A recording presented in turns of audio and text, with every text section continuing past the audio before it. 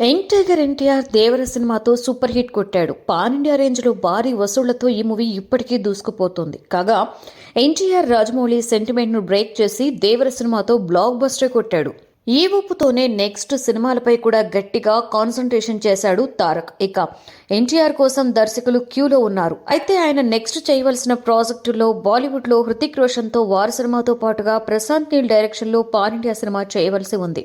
మరోవైపు త్రివిక్రమ్ తో కూడా ఆయన సినిమా చేస్తాడని అంటున్నారు. ఈ క్రమంలోనే ఎన్టీఆర్ సినిమాకు సంబంధించిన ఒక అప్డేట్ వైరల్ గా మారింది. ఎన్టీఆర్ సినిమాలో సమంత నటించబోతుంది అంటూ వార్తలు వైరల్ అవుతున్నాయి. సమంత గురించి ప్రత్యేకంగా చెప్పవలసిన పనిలేదు. దాదాపుగా దశాబ్దం పాటు టాలీవుడ్ ఇండస్ట్రీని స్టార్ హీరోయిన్ గా ఏలింది సమంత. ఒకానొక టైంలో స్టార్ హీరోల నుండి టైర్ 2 హీరోల వరకు కూడా అందరూ సమంతతో ఒక సినిమాలో చేసినా చాలు అనుకున్నంత క్రేజ్ ను ఆమె తెచ్చుకుంది.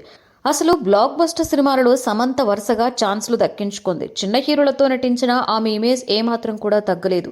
స్టార్ హీరోల సరసన కూడా వరుసగా ఛాన్సులు దక్కించుకుంది సమంత. నాగ చైతన్యతో ప్రేమ, అక్కినేని ఇంటి కోడలైన తర్వాత సోషల్ మీడియాలో రచ్చ చేసింది సమంత. ఇక మనస్పర్ధలతో నాగ చైతన్యకు విడాకులు ఇచ్చేసిన ఆమె నెట్టింట్లో హాట్ టాపిక్ గా మారింది.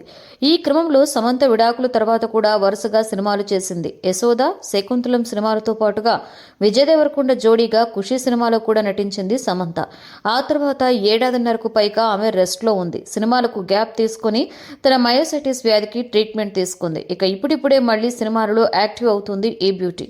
ఇక ఇప్పుడు సమంత ఎన్టీఆర్ కి జోడీగా నటించబోతున్నట్లు తెలుస్తోంది. అయితే ఎన్టీఆర్ పక్కన హీరోయిన్ గా కాకుండా ఒక ఐటమ్ సాంగ్ లో సమంత నటించబోతున్నట్లు తెలుస్తోంది.